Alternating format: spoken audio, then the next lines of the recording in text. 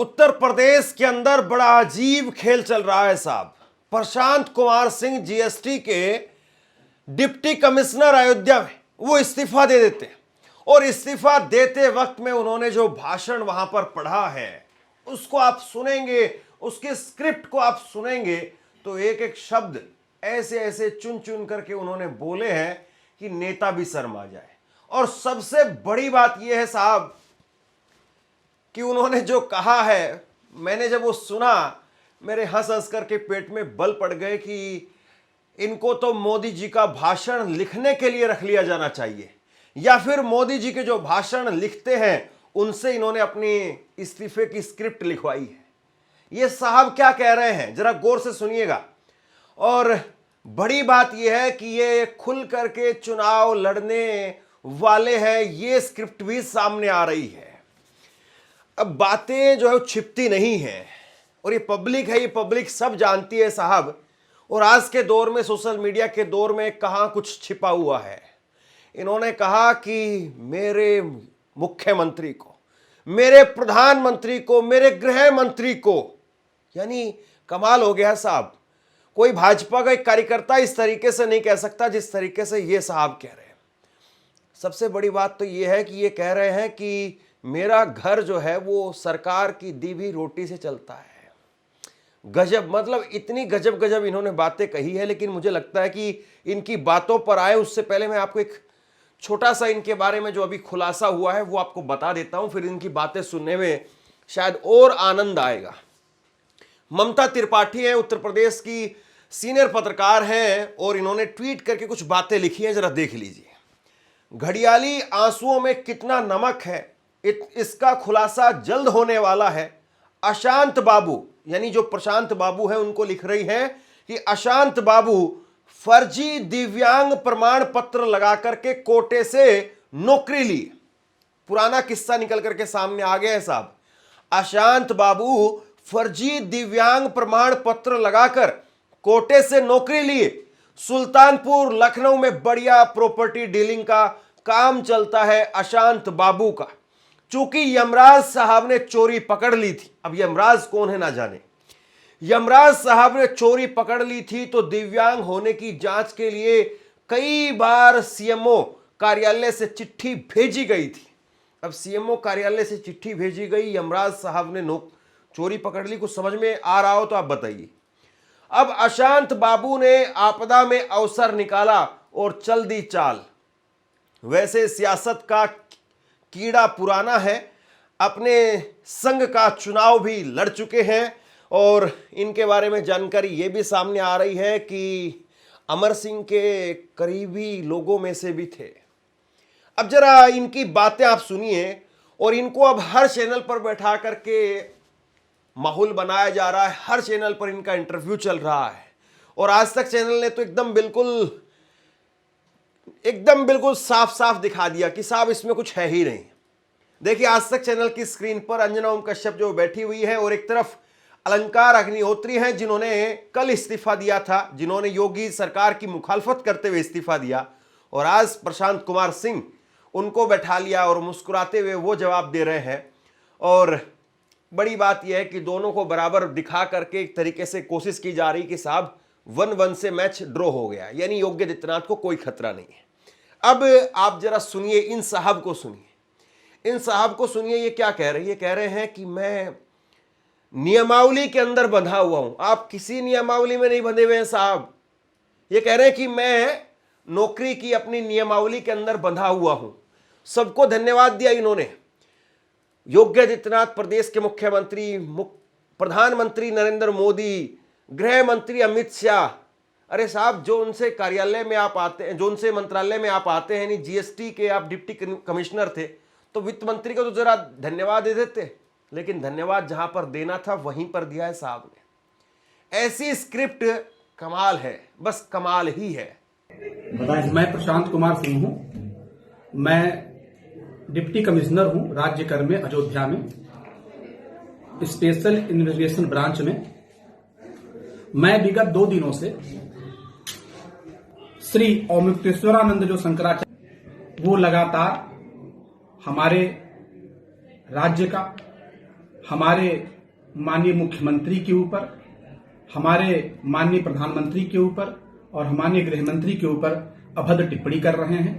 मैं उत्तर प्रदेश कर्मचारी, मैं एक वेतनभोगी हूं, सरकारी कर्मचारी हूं, लेकिन मेरे अंदर भी दिल है। मैं देश के संविधान, मैं राज्य व्यवस्था, मैं राष्ट्र की एकता के लिए ये टिप्पणियां बहुत ही गैर जिम्मेदाराना समझता हूं। माननीय योगी के तहत जनता ने उन्हें चुना है, तो निश्चित रूप से वो हमारे हम जो भी लोक सेवक हैं, वो जो भी इस पदों पर आकर के वो हमारे लिए हमारे बॉस होते हैं, वो हमारे मुख्यमंत्री होते हैं। ऐसी स्थिति में जो शंकराचार्य जी ने इस देश में एक नई बहस छेड़ दी है, लोगों को बरगला कि हम तुम्हें एक अलग धार्मिक पद दे देंगे, ये नितांत आपत्तिजनक है, क्योंकि इससे देश में और प्रदेश में एक अलग ही माहौल पैदा होगा। मैं कर्मचारी नियमावली में बंधा हुआ व्यक्ति हूं, मैं और कुछ नहीं कर सकता, क्योंकि हमारी एक सीमा है। मैं एक नौकरी पुनः मैं बता रहा हूं, सरकार के समर्थन में, माननीय आदित्य योगी नाथ जी के समर्थन में, भारत के प्रधानमंत्री श्री नरेंद्र मोदी जी के समर्थन में, भारत के गृह मंत्री आदरणीय अमित शाह जी के समर्थन में, सरकार के समर्थन में मैं अपना इस्तीफा दे रहा हूं और मुक्तेश्वरानंद शंकराचार्य जी के विरोध में आहत होकर मैं अपना ये कठोर कदम मैंने उठाया है। मुझे पता है कि मेरी रोजी रोटी इसी सरकार से है, तो मेरा धर्म बनता है कि जब उस सरकार के खिलाफ कोई बात हो तो मैं अपने सीमित साधनों से उसका विरोध करूं और मैं सरकार के समर्थन में अपना ये इस्तीफा महामहिम राज्यपाल जी को दे रहा हूं। द्वारा उचित माध्यम मैं इसको प्रस्तुत कर रहा हूं। कुछ मांगे भी हैं आपकी इस मुद्दे पर? मेरी मांगे यही है कि देश, राष्ट्र, समाज, राज्य, चयनित मुख्यमंत्री, चयनित प्रधानमंत्री संवैधानिक दायरे में अपना काम करता है, उसके मान सम्मान के साथ कोई खिलवाड़ न किया जाए, क्योंकि जब वो आहत होगा, उसको कुछ बोला जाएगा तो हम लोग उसके कर्मचारी हैं, उसके सेवक हैं, हम लोग भी आहत होते हैं, क्योंकि हम लोग अपनी गाड़ियों पर, अपने मोटरसाइकिलों पर उत्तर प्रदेश सरकार लिख करके चलते हैं, तो इसका मतलब हम सरकार के ही लोग हैं, सरकार के अंश हैं। और यदि हमारे मुख्यमंत्री को, हमारे प्रधानमंत्री को ऐसा कुछ बोला जाएगा तो निश्चित रूप से हम लोग भी उससे आहत होंगे। ये भाई साहब कह रहे हैं हम अपनी मोटरसाइकिल पर सरकार लिख करके चलते हैं, गाड़ी पर सरकार लिख करके चलते हैं। इनकी बातें सुनिए आपने, हंस हंस करके पेट में दर्द हो गया मेरे कि साहब किस तरीके की स्क्रिप्ट लिख करके दे दी इनको, या फिर इन साहब में इतना टैलेंट है कि ऐसी स्क्रिप्ट खुद ही लिख करके ले आए। भाई कमाल की बात है। इन्होंने कहा कि हम अपनी मोटरसाइकिल पर सरकार लिख करके चलते हैं, तो हमारी जिम्मेदारी है कि सरकार पर कोई आँच आए तो, अरे भाई रुक जाओ रुक जाओ। फिर उसके बाद में कह रहे हैं कि मैं वेतन भोगी हूं और सरकार पर अगर इनको कुछ कहा जाता है तो हमारे ऊपर वो आता है। भाई ऐसे तो इसका मतलब ये है कि किसान आंदोलन में लोग मोदी सरकार को गालियां देते थे, कोई भी प्रोटेस्ट हो उसमें सरकार को, सरकार के मुखिया को गाली पड़ती है भैया। और ऐसे तो फिर जो है वो सारा शासन प्रशासन खत्म हो जाएगा। किसी दिन कोई कमिश्नर इस्तीफा देगा, कोई किसी दिन जो है वो कोई किसी जिले का कप्तान वो इस्तीफा दे देगा कि विधायक को गाली दे दी, आज मेरे विधायक को गाली दे दी, वो इस्तीफा दे करके खड़ा हो जाएगा। शाम को कोई एसडीएम, कोई डीएम, सब इस्तीफा दे करके खड़े हो जाएंगे कि मेरे सरकार को जो गाली दे दिया। यानी भाई कमाल है। इतना भी नहीं बोलना चाहिए था कि लोग आपकी ईमानदारी पर शक करने लग जाएं कि आप इतने ईमानदार कैसे। कम से कम थोड़ा तो पर्दा रखते, थोड़ा तो मिलावटी रखते ना। बिल्कुल इतना नीट एंड क्लीन उन्होंने बोल दिया कि उनकी ईमानदारी पर शक होने लग गया कि इतना ईमानदार अफसर, इतना काबिल बहादुर अफसर कहीं था ही नहीं। मतलब कोई दूसरा नहीं दिखा। और मैं आपको सबूतों के साथ बताने वाला हूं, सबूतों के साथ में कोई दूसरा नहीं था, यही थे साहब। अब क्या वाकई जो है वो फर्जी दिव्यांग प्रमाण पत्र वाला मामला है? क्या सीएमओ की तरफ से लेटर भेजे जा रहे थे और इन्होंने सोचा कि चलिए उंगली कटवा करके शहीद हो जाते हैं?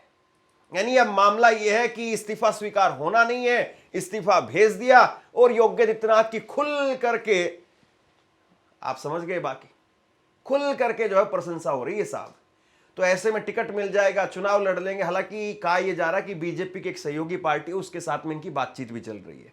ये बातें सारी चल रही हैं, अभी वक्त रहते रहते सब कुछ सामने आ जाएगा। लेकिन इन्होंने जो बात आज कही है उस पर जरा बात कर लेते हैं। सीरियस बात, मुद्दे की बात। सीरियस बात यह है, मुद्दे की बात यह है कि ये कह रहे हैं कि मैं 2 दिन से सो नहीं पा रहा था, 2 दिन से मैं परेशान था। यह बात इन्होंने कही। अब जरा बताइए, कोई इनसे पूछ ले कि प्रशांत बाबू, शंकराचार्य को कब मारपीट किया गया उनके साथ में, कब वो हंगामा हुआ, कब वो बवाल हुआ? 18 जनवरी को, मौनी अमावस्या को 18 जनवरी को बवाल हुआ, 18 जनवरी को हंगामा हुआ। उसके बाद में जो औरंगजेब वाला जो उन्होंने बयान दिया था, और एक बार मैं आपको वो छोटा सा बयान फिर से सुनवा दूंगा। औरंगजेब वाला जो बयान दिया था, वो औरंगजेब वाला बयान कब दिया? 20 तारीख को। कायदे से वो 19 तारीख को मुझे लगता है कि उन्होंने शाम को दे दिया था। चलिए 20 तारीख को सब जगह फैल चुका था वो। 20 तारीख, आज कितनी तारीख है साहब जरा बताइए? आज 27 तारीख है, 1 हफ्ता बीत गया। आप कह रहे 2 दिन से नींद नहीं आ रही है। कमाल है भाई, आपके यहां पर 2 दिन जो है वो 4-5 दिनों के होते हैं क्या, कि 4 दिन मिला करके आज दूसरा ही दिन हुआ है आपका। 7 दिन बीत गए साहब, 9वां दिन चल रहा है शंकराचार्य के धरने का, और अभी जो है वो आप कह रहे हैं कि नहीं योगी आदित्यनाथ का अपमान कर दिया। कमाल है साहब। मतलब थोड़ी तो ऐसी दिखिए स्क्रिप्ट को, जो है वो थोड़ा जो लोग उस पर यकीन कर ले। आपको जो है वो 2 दिन कैसे दिखाई दे रहे हैं? 7 दिन हो चुके हैं उस घटना के। जरा सुनिए जिस बयान को लेकर के इन्होंने ही, काबिल बहादुर पुलिस ने, ये जो माफ कीजिए अफसर हैं, इन्होंने इस्तीफा दिया, बाकी किसी ने इस्तीफा नहीं दिया। यही योगी जिसको आप लोग साधु संत कहते हो, हम तो हुमायूं का बेटा अकबर कहते हैं, हम तो औरंगजेब कहते हैं, ये नहीं है हिंदू कहने के लायक।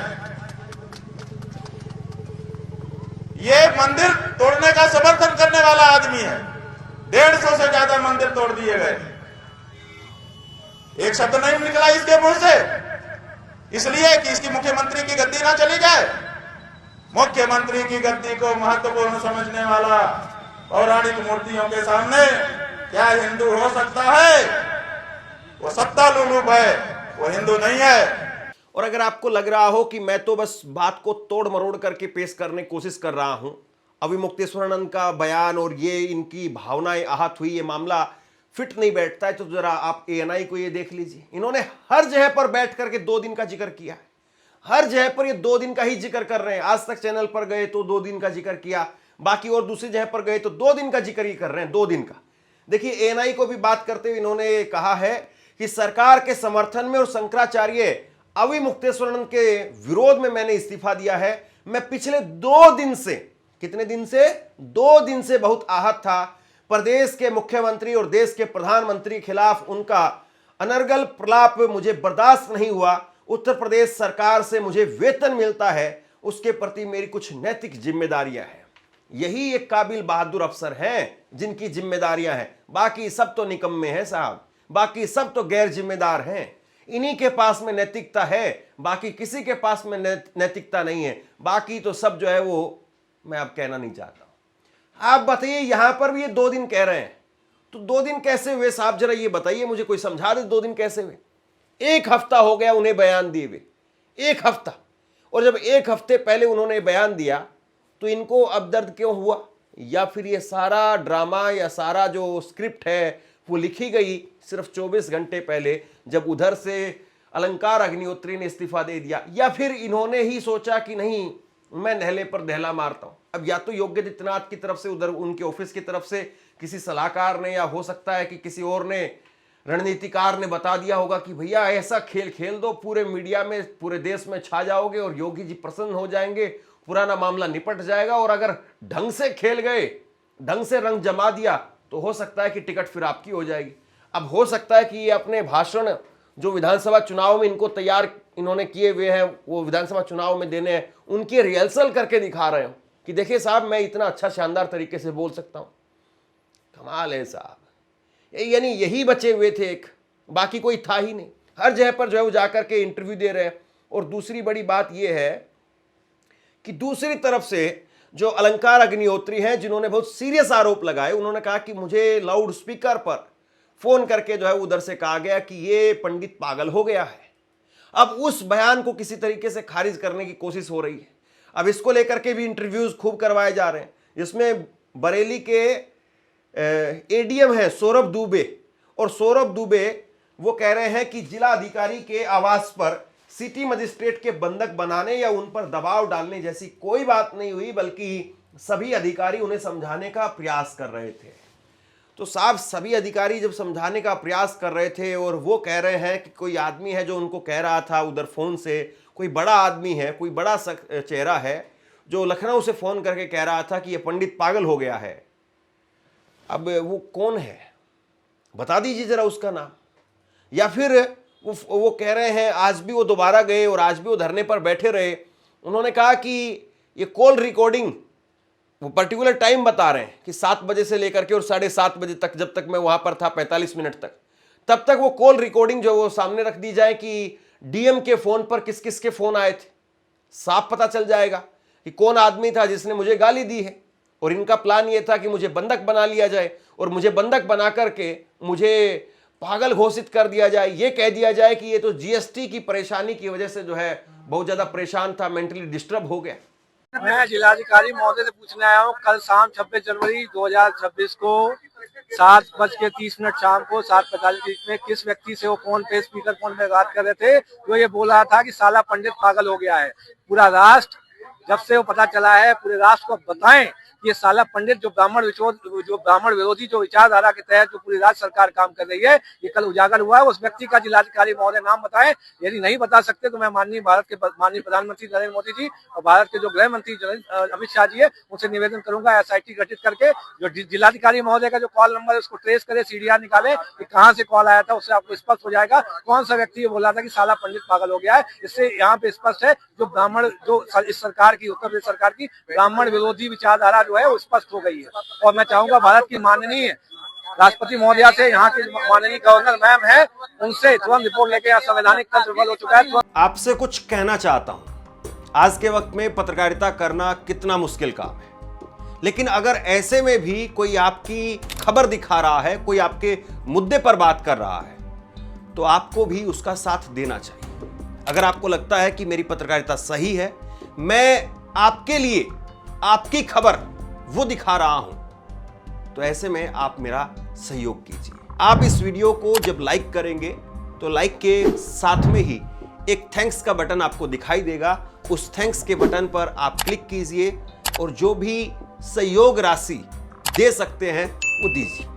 दूसरा, आप चैनल को ज्वाइन कर सकते हैं और चैनल को ज्वाइन करके भी मुझे मदद कर सकते हैं। कुल मिलाकर के भारी उठापटक इस वक्त में चली हुई है और इस भारी उठापटक के बीच में सबसे बड़ा सवाल यही है कि फाइनल दाव वो योगी आदित्यनाथ के हाथ लगेगा या किसके हाथ लगेगा। अब ये एक से मैच ड्रॉ तो नहीं हो सकता है, अब इसमें कुछ ना कुछ नंबर और स्कोर करने पड़ेंगे और ये विवाद लंबा चलेगा तो इस विवाद में और कौन कौन से चेहरे जुड़ेंगे देखने वाली बात है। लेकिन एक बात तो साफ हो गई है कि सिस्टम इस तरीके से हिला हुआ है या फिर सिस्टम जो है वो इस तरीके से कोलैप्स कर गया है कि आप मत पूछिए। याद करिए अविमुक्तेश्वरानंद सरस्वती ने क्या कहा था। उन्होंने कहा था कि या तो योगी आदित्यनाथ ऊपर से आदेश दे करके और ये सब कुछ नीचे करवा रहे हैं, या नीचे के लोग इतने बेलगाम हो गए हैं कि वो ऊपर वाले को खुश करने के लिए सब कुछ कर रहे हैं। इस मामले को भी आप गौर से देखिए। या तो प्रशांत किशोर को किसी ने ऊपर से बताया कि साहब ऐसे ऐसे इस लाइन पर चलना है, इस तरीके से ऐसे रोना है, ऐसे ये करना है, और या फिर प्रशांत किशोर, उनको पता चल गया है कि ऊपर वाला जो दरवाजा है उसकी चाबी कैसे घूमती है, उसमें कौन सा गाना लोड करना है, उसके बाद में कैसे जो है वो पूरा प्रोग्राम होता है और फिर कैसे उस प्रोग्राम में वीडियो गेम खेले जाते हैं। पता नहीं इनको जो है वो सीक्रेट पता चल गया है। तो ये कुल मिलाकर के उत्तर प्रदेश में जो कुछ हो रहा है, पूरा देश इस चीज को देख रहा है। और इस तरह से कोई वाकया कि एक अफसर ने इस्तीफा दिया, दूसरा अफसर इस्तीफा दे रहा है, ये तो गजब है भैया। ऐसी चीजें राजनीतिक दलों में होती है कि जैसे अखिलेश यादव और मुलायम सिंह यादव में झगड़ा चल रहा था, हमें खूब अच्छे से याद है। किसी भी परिवार में झगड़ा चलता है तो एक नेता उसके समर्थन में इस्तीफा देता है, दूसरा नेता उसके समर्थन में इस्तीफा देता है, फिर तीसरा नेता, फिर चौथा, फिर पांचवा, फिर ऐसे ऐसे वहां चलता है राजनीतिक दलों। अब सरकार भी ऐसी चल रही है तो फिर क्या ही कहा जाए। बहरहाल शेयर कीजिए इस खबर को, और आप क्या सोचते हैं नीचे कमेंट बॉक्स में लिख करके जरूर बताइए। धन्यवाद।